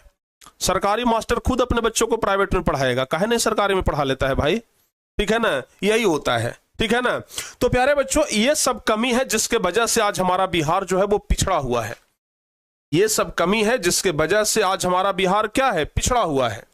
समझ में आ गया कि नहीं आ गया? तो अगर आपसे पूछा जाए कि बिहार के पिछड़ेपन के क्या कारण है, तो ये सब कारण आप लोग बता दीजिएगा। यही सब कारण है बिहार के पिछड़ेपन का। समझ में आ गया ना? समझ में आ गया बाबू? तो अगर बिहार के पिछड़ेपन का कारण पूछा जाए तो यही सब बताइएगा, परीक्षा में आ जाए तो यही लिखिएगा। देखिए ना, ये क्वेश्चन जो है वो बड़ा इंपॉर्टेंट है। ये 2017 में, 2019 में, 2021 में बार बार ये क्वेश्चन पूछा जाता है। बार बार ये क्वेश्चन पूछा जाता है। क्या पूछा जाता है कि बिहार के आर्थिक पिछड़ेपन के क्या कारण है, पिछड़ेपन दूर करने के उपाय। अभी उपाय नहीं बताए, अभी तो हम खाली यही बताए हैं कि बिहार क्यों पिछड़ा हुआ है, अभी तो उपाय बताना बाकी है। तो पहला तो उपाय यही बताए कि तेजी से बढ़ती हुई जनसंख्या, बिहार में जनसंख्या के कारण विकास के साधन कम होते जा रहे हैं, जनसंख्या का भरण पोषण मुश्किल होते जा रहा है। जनसंख्या इतने बढ़ते जा रहा है ना कि उनका भरण पोषण करना मुश्किल है। जनसंख्या बढ़ रहा है, जमीन बढ़ रहा है नहीं, जमीन और घट रहा है। जनसंख्या बढ़ रहा है, लोगों को खाने के लिए अनाज चाहिए, अनाज जमीन से उपजता है, जमीन नहीं बढ़ रहा है ना, लोगों का संख्या बढ़ रहा है, जमीन और घट रहा है। जो कृषि लायक जमीन है उस पर लोग घर बना लिए हैं, फैक्ट्री खोल लिए हैं, तो खेती लायक जमीन घट रहा है, जनसंख्या बढ़ रहा है, गरीबी आएगा। दूसरा है आधारिक संरचना का अभाव। जैसा कि आपको बताया कि राज्य में सड़क, बिजली और सिंचाई का अभाव है, शिक्षा एवं स्वास्थ्य सुविधाओं की कमी है, इस वजह से बिहार जो है वो पिछड़ा हुआ है। तीसरा, कृषि पर निर्भरता। बिहार में अर्थव्यवस्था कृषि पर निर्भर है। बिहार का जो अर्थव्यवस्था है कृषि पर निर्भर है। हमारी कृषि काफी पिछड़ी हुई है, आज भी पुराने तकनीक से खेती करते हैं। जापान ये सब में जाइए, आज भी नया तकनीक से खेती होता है, लेकिन हमारे यहाँ वही पुराना तकनीक। ठीक है ना। आगे क्या है, बाढ़ सुखाड़ में क्षति। बिहार के एक तरफ बाढ़ है, दूसरी तरफ सुखाड़ है। सरकार को कुछ ऐसा व्यवस्था करना चाहिए कि जिधर बाढ़ आ रहा है उधर का पानी समेट करके लाइए सुखाड़ वाले तरफ, लेकिन बिहार सरकार का इस पर नजर ही नहीं है। ठीक है ना। बिहार सरकार, सोचिए ना, अभी कुछ दिन पहले आप लोग देखते होंगे, जहां जहां ओवर ब्रिज बन रहा है, जहां जहां बन रहा है पुल, सब जगह पुल गिर रहा है, सब जगह एकदम भ्रष्ट है। अगर मान लिया जाए कि 10 करोड़ का कोई पुल है तो उसका 10% सीधे तो नेता को चला गया, 1 करोड़ रुपया। अगर 100 करोड़ का पुल है तो 10 करोड़ नेता को चला गया, भाई एकदम फिक्स है 10 करोड़। उसके बाद जिस जिला में बनना है ये पुल, उस जिला के डिस्ट्रिक्ट मजिस्ट्रेट यानी कि डीएम साहब को 5% चाहिए। ठीक है ना। तो 10% नेता खा गया, 5% डीएम साहब खा गए, बाकी बच गया सब नीचे वाला लोग। तो कोई 2%, कोई 4%, कोई 5% बांट रहा है। ठीक है ना। यानी कि जहां 100 करोड़ का पुल बनना चाहिए था वहां पुल बनता है 50 करोड़ का। तो सोचिए, आधा समय में ये आधा दाम में पुल बनेगा तो चलवो करेगा आधे समय ना। आधा मटेरियल देता है, पुल सब ढह जाता है। समझ में आ गया कि नहीं आ गया? सब एकदम खखोर खखोर के खा लेता है। समझ रहे हैं ना बात? पूरा एकदम खखोर खखोर के खा लिया, और जो बच गया सिट्टी, एक जो बच गया नीचे वाला, उससे पुल बना दिया, तो पुल ढहवे ना करेगा जी, पहले ही तो खखोरा गया वो। ठीक है ना। यही होता है। तो बाढ़ सुखाड़ में क्षति, प्रतिवर्ष बाढ़ और सुखाड़ में बिहार में लाखों करोड़ों की संपत्ति बर्बाद हो जाती है। बिहार में, खासकर उनके बिहार में नेपाल से आए जल से बाढ़ आती है, लाखों करोड़ों का संपत्ति हर एक साल बर्बाद होता है। ठीक है ना, ध्यान रखिएगा। पांचवा, औद्योगिक पिछड़ापन। जैसा कि आपको हम बताएं कि बिहार में उद्योग का अभाव है, जब तक उद्योग नहीं आएगा बिहार विकास नहीं करेगा। किसी भी देश या राज्य के लिए उद्योगों का विकास जरूरी होता है, लेकिन बिहार में औद्योगिक विकास कुछ दिखता ही नहीं है। यहाँ के सभी खनिज क्षेत्र एवं बड़े उद्योग तथा प्रतिष्ठित अभियांत्रिक संस्थाएं सभी झारखंड चले गए। इस कारण बिहार में कार्यशील औद्योगिक इकाइयों की संख्या नगण्य रह गई। यानी कि बिहार में जो है वो उद्योग न के बराबर है। बिहार में उद्योग एकदम ना के बराबर है। जब तक यहां पर उद्योग नहीं लगेगा, फैक्ट्री नहीं लगेगा, बिहार कभी भी विकास नहीं कर पाएगा। उसके बाद गरीबी। आपको बताया कि बिहार एक ऐसा राज्य है जहां गरीबी का भार सबसे ज्यादा है, यहां के लोग सबसे ज्यादा गरीब हैं। ठीक है ना। तो राज्य में प्रति व्यक्ति आय औसत आय के आधे से भी कम है। प्रति व्यक्ति आय यहाँ के लोगों का बहुत ज्यादा कम है, इसके चलते बिहार पिछड़ा है। और अभी आपको बताया कि जो गरीब होता है वो और धीरे धीरे गरीब होते ही चला जाता है। और क्या क्या बताए, खराब विधि व्यवस्था। यहाँ का विधि व्यवस्था तो खराब है, ये तो सब लोग परिचित हैं इससे। ठीक है ना। किसी भी देश या राज्य के लिए शांति तथा सुव्यवस्था जरूरी होता है, लेकिन बिहार में वर्षों तक कानून व्यवस्था कमजोर स्थिति में थी, जिसके चलते नागरिक शांतिपूर्ण उद्योग नहीं चला पा रहा था। यहाँ का व्यवस्था इतना खराब था कि शांतिपूर्ण तरीके से लोग कोई काम धंधा भी नहीं कर पा रहे थे। इस तरह खराब विधि व्यवस्था भी बिहार के पिछड़ेपन का एक महत्वपूर्ण कारण है। कोई मजबूत और कोई ठोस कानून बनाना पड़ेगा, तब जाकर के कुछ होगा। अगला है कुशल प्रशासन का अभाव। बिहार की प्रशासनिक स्थिति ऐसी हो गई है जिसमें पारदर्शिता का अभाव है। इसके कारण आए दिन भ्रष्टाचार के अनेक उदाहरण सामने आए हैं। ठीक है ना। तो इस तरीके से यहां पर जो है अनेक प्रकार का समस्या है, जिसके कारण से बिहार जो है वो पिछड़ा हुआ है। और जो जो समस्या है अगर उसमें सुधार कर लिया जाए तो हमारा बिहार विकास कर जाएगा। जैसे सबसे पहला है कि कृषि का तेजी से विकास। कृषि समस्या है, कि कृषि पर लोग आधारित हैं, लेकिन कृषि जो है वो पिछड़े, जो बहुत पहले तरीके से किया जाता है, पौराणिक तरीके से किया जाता है, तो वहां पे विकास होना चाहिए। जब तक कृषि का विकास नहीं होगा तब तक कुछ नहीं होगा, ठीक है ना। तो चूंकि बिहार कृषि प्रधान राज्य है और अभी भी 68% आबादी कृषि पर निर्भर है, अतः कृषि का आधुनिकीकरण अति आवश्यक है। दूसरा, जनसंख्या पर नियंत्रण। जनसंख्या पर नियंत्रण बहुत जरूरी है। सरकार को कुछ ऐसा नियम कानून लाना चाहिए ताकि जनसंख्या पर नियंत्रण हो। यहां क्या है कि जनसंख्या पर कोई रोके टोक नहीं है, ठीक है ना। जनसंख्या पर कोई रोके टोक नहीं है।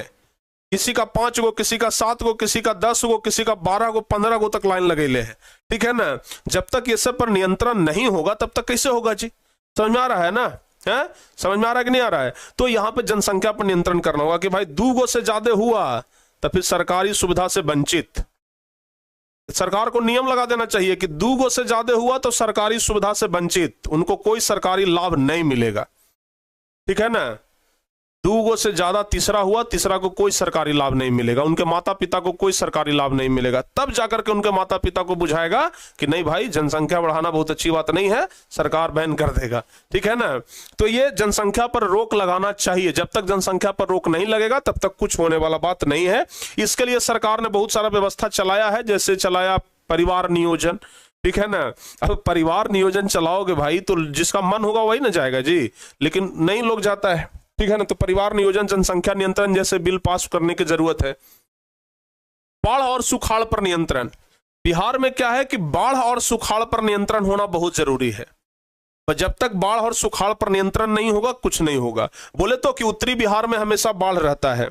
कटिहार हो गया, पूर्णिया हो गया, भागलपुर हो गया, खगड़िया हो गया, मधेपुरा हो गया, किशनगंज हो गया, ये सब ऐसा जिला है जो कि बाढ़ के कारण प्रत्येक वर्ष प्रभावित होता है। उधर एकदम बाढ़ आ जाता है, सबका घर बह जाता है। वही अब दक्षिणी बिहार में आइए, सुखाड़ का स्थिति बना रहता है।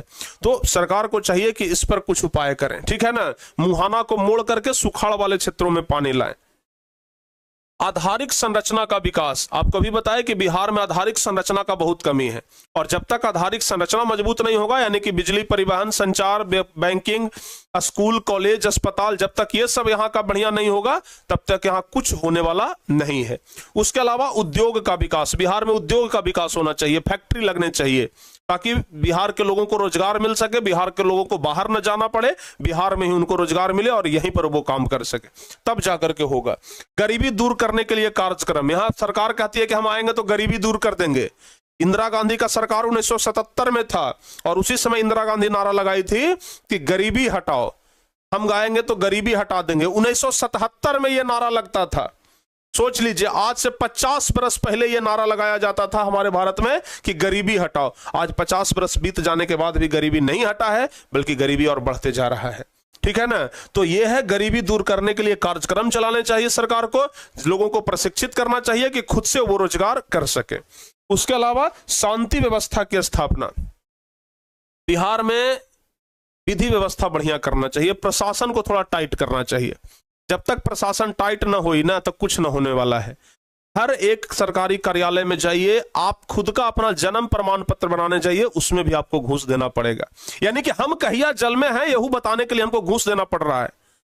मृत्यु प्रमाण पत्र, अगर कोई व्यक्ति मर गया है उसका मृत्यु प्रमाण पत्र बनाने जाइए। वो व्यक्ति जो मर गया है उसको साबित करने के लिए कि हम मर गए हैं, पैसा देना पड़ेगा, घूस देना पड़ेगा, ठीक है ना। समझ में आ रहा है कि नहीं आ रहा है?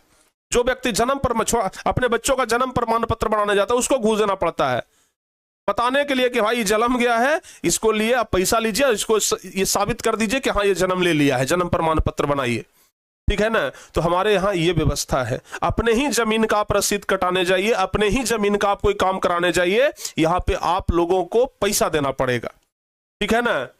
कोई काम बिना पैसा के नहीं होता है, ठीक है ना, कोई काम बिना पैसा के नहीं होता है। तो ये सब व्यवस्था बदलना पड़ेगा, तभी जाकर के हो पाएगा, नहीं तो नहीं हो पाएगा।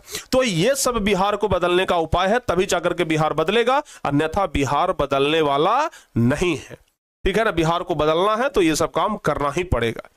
समझ में आ गया ना? चलिए, तो यहां तक तो हम आप लोग को बता दिए। अब प्यारे बच्चों, किताब में एक टॉपिक पढ़ना है जिसका नाम है देश के आर्थिक विकास में बिहार की भूमिका, यानी कि बिहार की क्या भूमिका है। देखिए बाबू, एक चीज तो जरूर है देश का विकास तब तक नहीं होगा जब तक बिहार का विकास ना हो, ठीक है ना। बिहार के विकास किए बिना देश का विकास संभव नहीं है। बिहार का विकास होगा तभी भारत का विकास होगा, बिहार का विकास नहीं तो भारत का भी विकास नहीं, ठीक है ना। तो बिहार की क्या भूमिका है देश के विकास में, अब हम लोग इसके बारे में थोड़ा सा जान लेते हैं। इसको आप लोग याद रखिएगा, ठीक है ना। ये पूरा टॉपिक ही है, हम लोग इसको पढ़ते हैं। देखिए, भौगोलिक क्षेत्रफल तथा जनसंख्या दोनों ही से बिहार का स्थान भारत में अपना एक अलग महत्व रखता है। यहाँ का जनसंख्या भी 40 गो यहाँ पर क्या है, लोकसभा सीट है, ठीक है ना। अभी बिहार में कुछ दिन के बाद चुनाव होने वाला है, देखिएगा यहाँ नेता आकर के बड़का बड़का वादा करके जाएगा लोग, ठीक है ना, लेकिन कुछ होने वाला नहीं होगा। इसलिए कहा जाता है कि यदि भारत का विकास करना है तो बिहार का विकास करना आवश्यक है। यानी कि भारत का विकास तभी होगा जब बिहार का विकास होगा। अब बिहार को नजरअंदाज नहीं कर सकते हैं। एक प्रसिद्ध अर्थशास्त्री, देखिए अभी कुछ देर पहले बताए थे कुजनेट, एक प्रसिद्ध अर्थशास्त्री थे जिनका नाम था क्या, कुजनेट। उन्होंने कहा था कि गरीबी जो है वो कैंसर रोग की तरह होता है। जिस तरह शरीर के एक छोटे से हिस्से में फैला हुआ कैंसर पूरे शरीर को विषाक्त कर देता है, अगर शरीर के किसी भी हिस्से में कैंसर हो जाए तो पूरे शरीर को नष्ट कर देता है, ठीक उसी तरह किसी एक भाग की गरीबी पूरे बिहार की संपन्नता के लिए घातक होता है। जैसे कहीं एक जगह कैंसर होगा तो पूरा शरीर बर्बाद होगा, वैसे ही बिहार जो है वो भारत रूपी शरीर का एक अंग है। तो बिहार के विकास के बिना भारत का विकास कैसे संभव है। उसी तरह बिहार को पिछड़ा और गरीब रखकर हम भारतवर्ष का विकास एवं समृद्धि की कल्पना नहीं कर सकते हैं। बिहार देश का एक ऐसा राज्य है जहां अत्यधिक उर्वरक भूमि है। यदि बिहार की नदियों को परस्पर जोड़ करके जल संसाधन के उपयोग की योजना को लागू कर दिया जाए तो उत्तरी बिहार को बाढ़ की विभीषिका से बचाया जा सकता है। यानी कि आज प्रत्येक वर्ष जो उत्तरी बिहार में बाढ़ आता है, अगर उत्तरी बिहार की नदियों को जोड़ करके दक्षिणी बिहार में ले आया जाए ताकि इधर जो सुखाड़ है वो खत्म हो जाए, उधर जो बाढ़ है वो खत्म हो जाए, अगर इस प्रकार का समस्या हुआ तब जाकर के बाढ़ की समस्या से निजात मिलेगा। दक्षिणी बिहार को सिंचाई की सुविधा के द्वारा सूखे से राहत दिलाई जा सकती है, लेकिन सरकार को इसके लिए कार्यक्रम करना होगा। बिहार में मानव संसाधन की कमी नहीं है, बिहार में लोगों का कमी नहीं है, बिहार में बहुत सारे लोग हैं, ठीक है ना। जो कि आज कौन ऐसा राज्य है जहां पर कि बिहार के लोग जाकर के नौकरी नहीं कर रहे हैं, काम नहीं कर रहे हैं। हर एक देश के कोने कोने में बिहारी लोग जाकर के काम करते हैं। बिहारी की वजह से बहुत सारे लोगों का धंधा चल रहा है, लेकिन खुद बिहार जो है वो विकास नहीं कर रहा है। न केवल वर्तमान के प्रौद्योगिकी क्षेत्र में बिहार की भागीदारी अधिक है, बल्कि यहाँ के बहुत कम पढ़े लिखे मजदूर ने भी दूसरे राज्यों में जाकर के वहां के विकास को फलीभूत बनाया है। यानी कि जो कम पढ़े लिखे लोग हैं वो भी दूसरे जगह पे जाकर के क्या कर रहे हैं, ये दूसरे जगह पे जाकर के ये नौकरी कर रहे हैं, मजदूर का काम कर रहे हैं, ठीक है ना, ध्यान रखिएगा। समझ में आ गया ना। जबकि बिहार के लोग चाहें तो खुद से रोजगार कर सकते हैं। जो खेती कर रहे हैं वो खेती वाला ही उद्योग खोल दीजिए, कृषि आधारित उद्योग खोल दीजिए। जैसे प्यारे बच्चों हम आपको बता रहे हैं कृषि आधारित उद्योग के बारे में, जो यहाँ के लोग खेती कर रहे हैं वो कृषि आधारित उद्योग खोल सकते हैं। अब ये कृषि आधारित उद्योग क्या है आपको पता होगा, वैसा उद्योग जिसका कच्चा माल के लिए कृषि पर निर्भर रहा जाए, वैसा उद्योग जिसके कच्चा माल के लिए कृषि पर निर्भर रहा जाए, उसको क्या कहते हैं, कृषि आधारित उद्योग कहते हैं। जैसे आप देखते होंगे कि जब चाउमीन खाते होंगे आप लोग, तो चाउमीन खाते समय टोमेटो सॉस लेते हैं, क्या टोमेटो सॉस लेते हैं ना। हम कुछ नहीं भाई, वो टोमेटो सॉस का फैक्ट्री खोल देंगे, टमाटर उपजाएंगे, टोमेटो सॉस, टमाटर दूसरों से खरीद लेंगे, टोमेटो सॉस बनाएंगे, ठीक है ना। कुछ ना तो अभी आम का सीजन है, अचार बना करके बेचेंगे, ठीक है ना। अचार भी बहुत धड़ल्ले से बिकता है। तो बहुत सारे ऐसे काम हैं जो कि बिहार के लोग बिहार में रह करके कृषि आधारित उद्योग के माध्यम से कर सकते हैं, ठीक है ना। वैसा उद्योग जो ये जिसको कच्चे माल के लिए कृषि पर आधारित रहना पड़ता है, ठीक है ना, जो कृषि पर आश्रित होते हैं, वैसे उद्योग को कृषि आधारित उद्योग कहते हैं, ठीक है ना। लिख देंगे हम लोग, वैसा उद्योग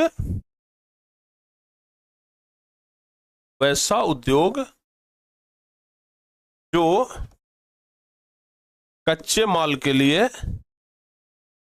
वैसा उद्योग जो कच्चे माल के लिए कृषि पर आश्रित हो, पूर्ण रूप से लिख देते हैं, पूर्ण रूप से कृषि पर आश्रित हो, पूर्ण रूप से, अब पूरी तरीके से पूर्ण रूप से कृषि पर आधारित हो।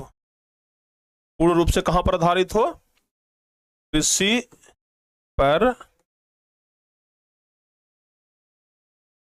आधारित हो, से क्या कहते हैं? कृषि आधारित उद्योग कहते हैं।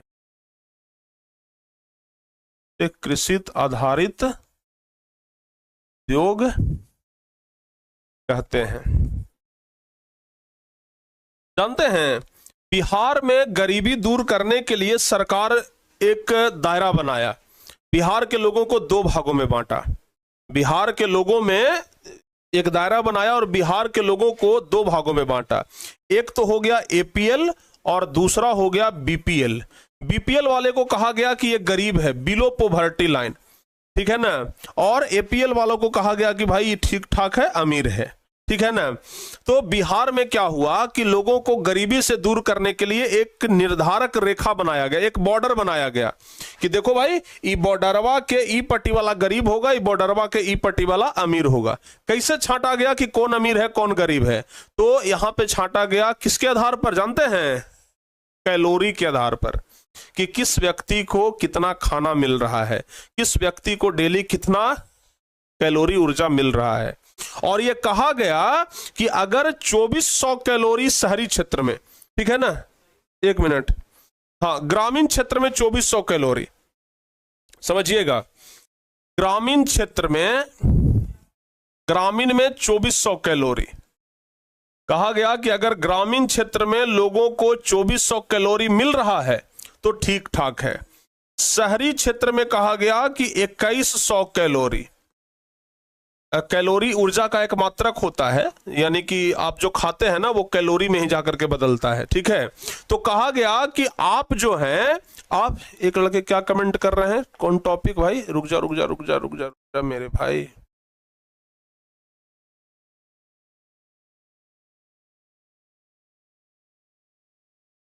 ठीक है ना। एक लड़का कह रहा है कि सर हम लोगों को एक ही टॉपिक पढ़ाइए लेकिन लिख करके पढ़ाइए। भाई 10 सब्जेक्ट लेकर के आगे बढ़ रहे हैं, ठीक है ना। 10 सब्जेक्ट अगर लिखना शुरू करेंगे ना तो 1 साल का 2 साल में भी नहीं लिखाएगा, ठीक है। और खाली क्वेश्चन आंसर लिखना नहीं ना होता है, बहुत चीज, और हम आपको सिर्फ लिख करके क्वेश्चन आंसर देते हैं, पूरा टॉपिक हम आपको लिख करके हाथ से समझाते हैं। क्या कर रहे हैं जी? हाथे से ना सब कुछ लिख करके समझा रहे हैं। तो जो चीज हाथ से लिखने वाला है उसको हाथे से लिखेंगे, जो चीज क्वेश्चन आंसर के रूप में है उसको हम आपको ऐसे दिखाते हैं। आप लोग एक ही चीज को बार बार कमेंट करते हैं, ठीक है ना।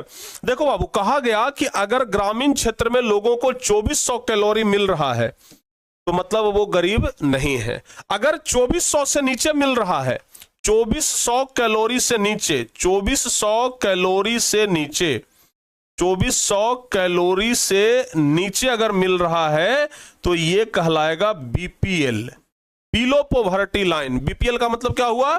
Below poverty line. बीपीएल कहने का मतलब क्या हुआ समझिएगा, बीपीएल कहने का मतलब क्या हुआ? बिलो पॉवर्टी लाइन कहने का मतलब गरीबी रेखा से नीचे। क्या हुआ?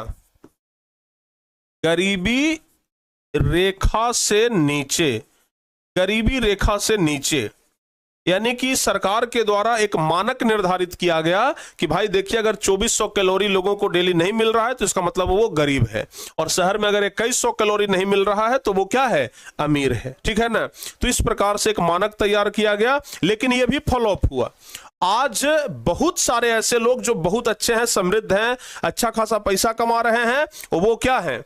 वो आज बीपीएल में जुड़े हुए हैं। तो सरकार का ये सिस्टम भी फेल कर गया, क्योंकि यहाँ के अधिकारी भ्रष्ट हैं, घूस ले लेकर के बहुत सारे लोगों को जिनके पास अच्छा खासा पैसा उनको बीपीएल में जोड़ दिया है, ठीक है ना, उनको बीपीएल में जोड़ दिया है, समझ जाइए, ठीक है ना। तो ये हो गया बीपीएल एपीएल का कहानी। अच्छा, अब सरकार यहाँ के लोगों का गरीबी दूर करने के लिए क्या की है? नरेगा नाम का एक रोजगार देने का योजना चलाई है।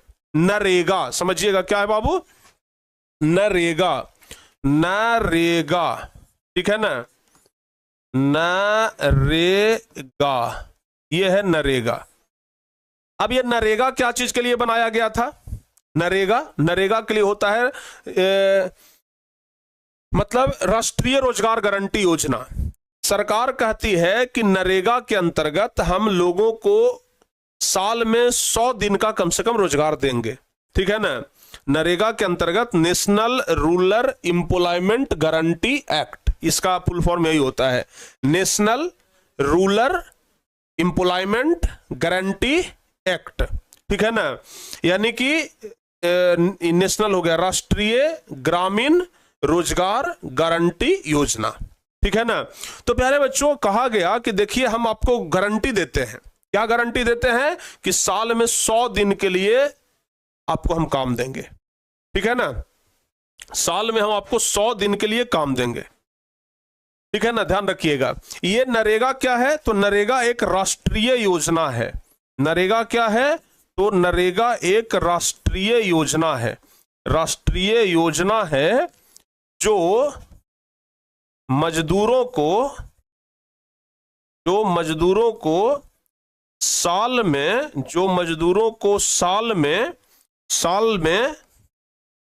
100 दिन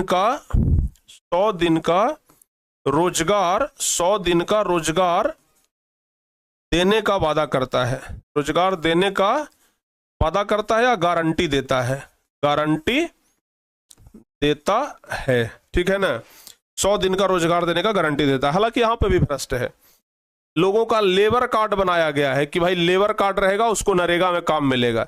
अब नरेगा वाला को लेबर कार्ड जब बना तो लेबर कार्ड में अकाउंट नंबर मांगा गया कि सरकार डायरेक्ट अकाउंट में पैसा डाल देगी, भाई आप काम करेंगे वो।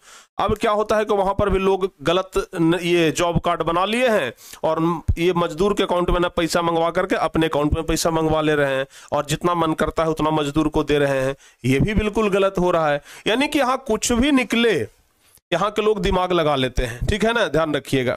और इसमें क्या होता है, न्यूनतम मजदूरी निर्धारित कर दिया जाता है कि भाई देखिए न्यूनतम मजदूरी हम आपको इतना देंगे, उतना पर ही सबको काम करना है, ठीक है ना, ध्यान रखिएगा। समझ में आ गया ना, समझ में आ गया बाबू?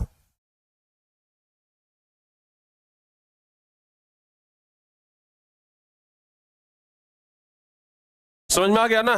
तो फाइनली अब आप लोगों का ये चैप्टर जो है वो समाप्त हो गया है। नरेगा सबसे लास्ट। अच्छा, नरेगा का फुल फॉर्म लीजिए ना भाई, नरेगा का फुल फॉर्म लिख देते हैं। नरेगा, एन से हो गया नेशनल, हम लिख देते हैं एन से हो गया नेशनल, और आर से हो गया रूरल। रूरल मतलब क्या होता है, ग्रामीण। रूरल मतलब ग्रामीण, यानी कि ये जो योजना है सिर्फ ग्रामीण लोगों में है। ई से मतलब होता है एम्प्लॉयमेंट, EMPLOYMENT,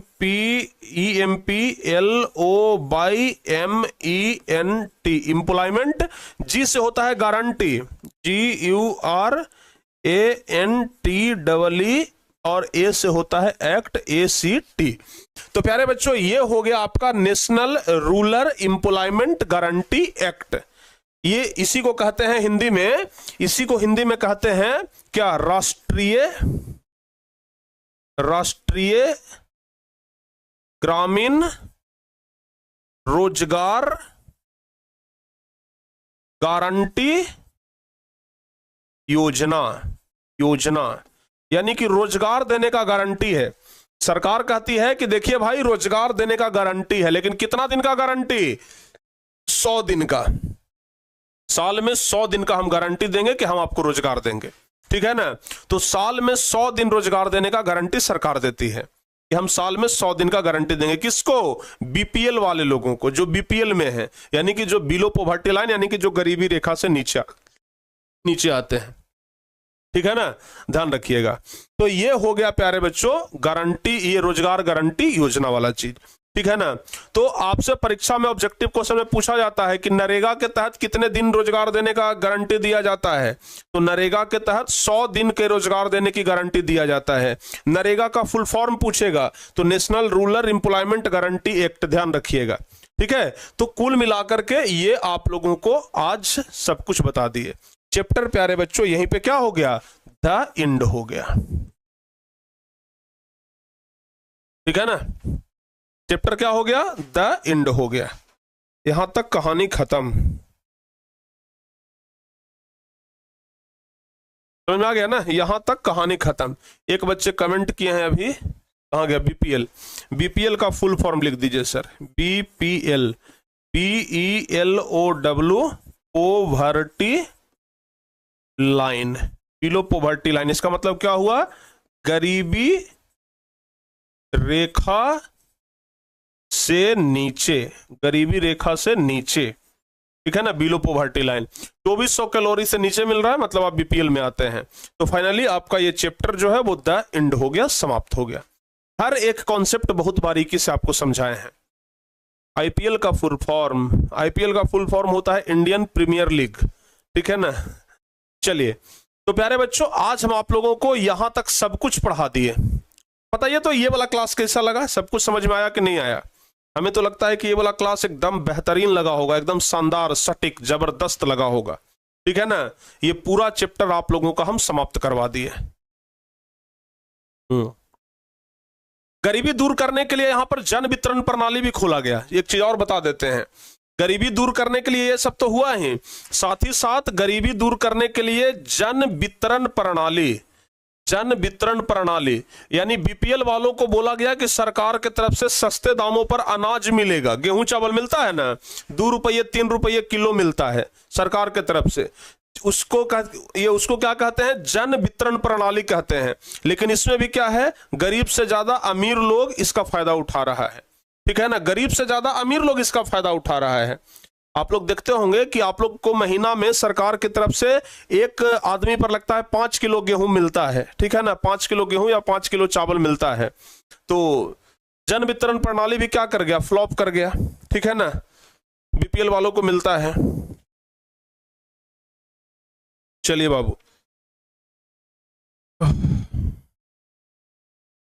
यहां तक सब कुछ हो गया समझ में? अगर यहां तक सब कुछ क्लियर है तो एक बार जल्दी से बताइए कॉन्सेप्ट क्लियर। अगर यहां तक सब क्लियर है तो एक बार जल्दी से बताइए यस सर कॉन्सेप्ट क्लियर है। सब कुछ अगर कॉन्सेप्ट क्लियर है तो जल्दी से बताओ बाबू कि कॉन्सेप्ट क्लियर है। और कल हम इसका ऑब्जेक्टिव क्वेश्चन आप लोगों को करवा देंगे, ठीक है ना, कल इसका ऑब्जेक्टिव क्वेश्चन आप लोगों को करवा दिया जाएगा, ठीक है। क्लास कैसा लगा ये बताओ ना भाई। आज का क्लास तो बड़ा बढ़िया बढ़िया एग्जाम्पल भी दिए हैं, एकदम बढ़िया से समझ में आया होगा, पूरा एकदम कंठस्थ हो गया होगा। बताइए कैसा लगा क्लास? बहुत बढ़िया लगा ना? बहुत बढ़िया लगा। चलिए, तो प्यारे बच्चों, फाइनली बहुत बढ़िया लगा तो अच्छी बात है। मिलते हैं अब आप लोगों से हम अगली क्लास में। तब तक के लिए जय हिंद, धन्यवाद। मन लगा करके आप लोग पढ़िए और एकदम प्रसन्न रहिए, ठीक है ना। चलिए, क्योंकि हमारे यहाँ लोग ऐसा ही करते हैं, प्रसन्न रहते हैं, ठीक है ना, हमारे यहाँ ऐसा ही होता है। Thank you.